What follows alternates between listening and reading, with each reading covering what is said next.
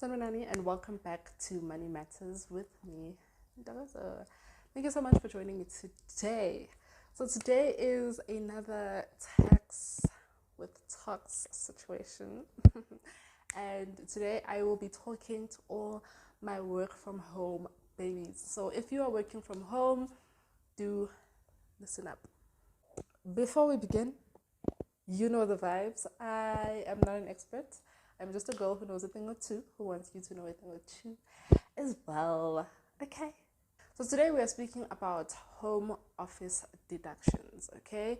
So SARS has always had basically a deduction for you if you're working from home. Obviously, you incur some expenses as you're working throughout the day, and you can deduct some of those expenses. Now, before I tell you what those expenses are, we first need to establish what SARS defines as a home office. Okay, SARS defines a home office as a room set aside for work purposes. Okay, now this room needs to be exclusively used for work purposes. It also needs to be equipped for work purposes. The other thing is that you must work in that room 50% of the time.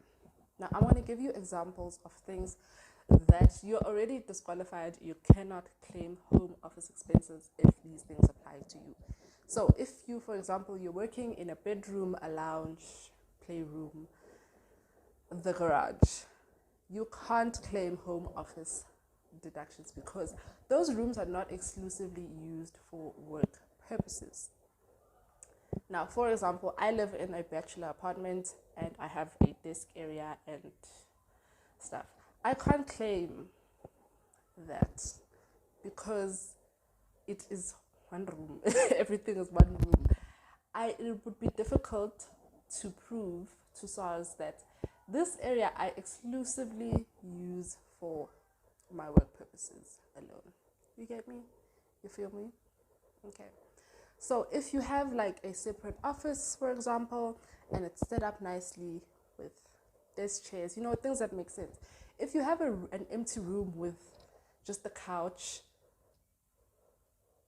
and that's where you work, that's not equipped for work purposes. You know what I'm saying? Like, unless your work involves using a couch, that is not equipped for work purposes, which I don't know what kind of work that is, but Also, if you are someone who maybe works from home 2 times a week and you go to the office 3 times a week, you don't qualify because 50%, you need to be working from that space 50% of the time. If from my explanation you're still not quite sure what I am saying, I will link a survey thing down below from the SARS website that'll help you answer a couple of questions, and then they'll tell you if you qualify for the deduction or not. You get me? Like, if you've watched my previous video about tax, you would have seen that there was a survey that was helping you determine whether or not you should submit your tax return or not. If this video is not too long, I will insert a clip of it. If it is too long, then just check my description box for that. Now, what are some of the expenses that you can claim? It's your rent. It's repairs that need to be made. It's, your rates, your cleaning, electricity, furniture stuff, internet, stationery, etc., etc., etc. So basically everything that you use in that space. So what will happen with these expenses is that you need to apportion them according to the square meters of your home office.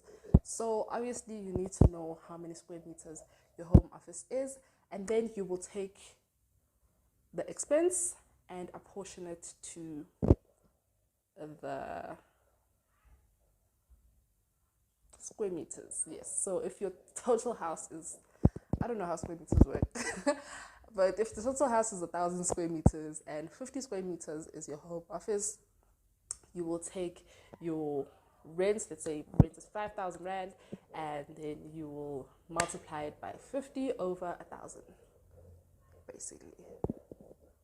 And then that is the amount that you can claim as a deduction.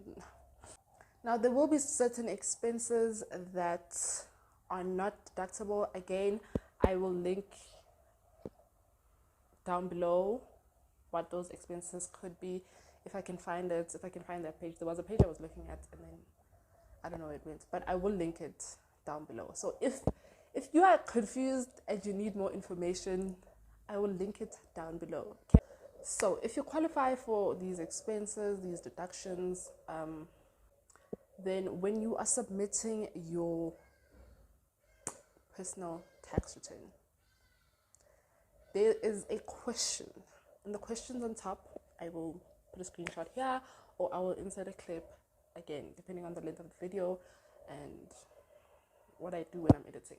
But if you want to claim these deductions, you will say yes, they are. The question is, are there deductions that you want to claim?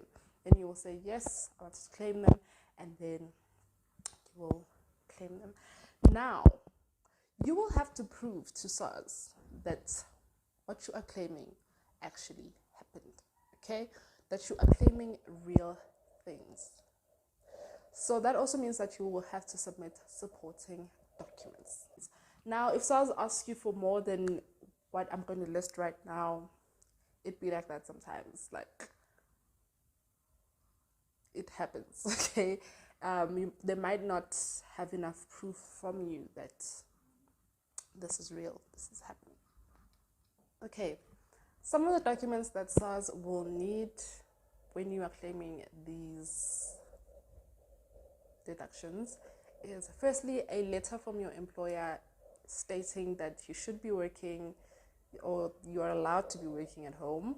You're allowed to be working at home, and the days that you're allowed to be working at home. So if you're someone who's working from home full time, it will obviously say that. If you're someone who works some days you're in, some days you're at home, flexible like that, then it will need to state that.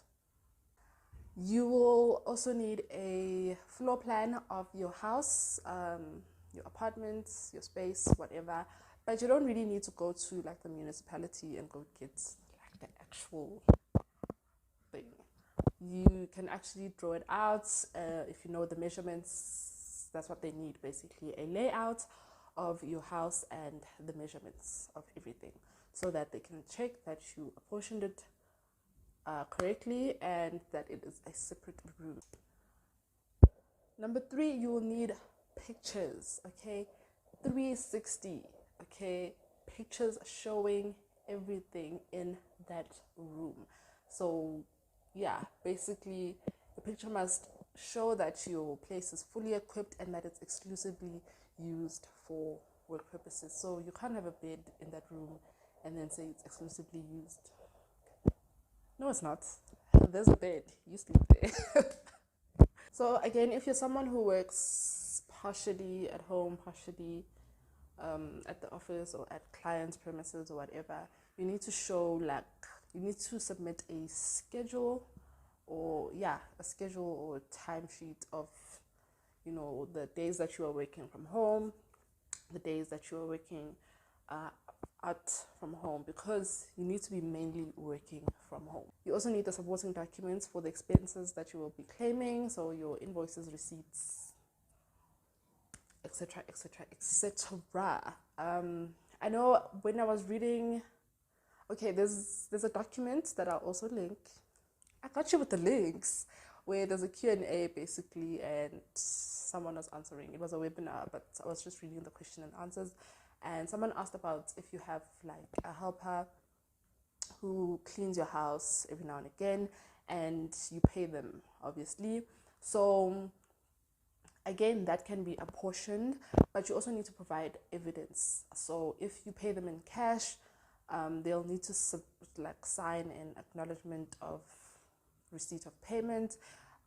If you don't pay them in cash, you can submit like pay slips, or they're also, because they're supposed to be registered for UIF. I hope you guys know that.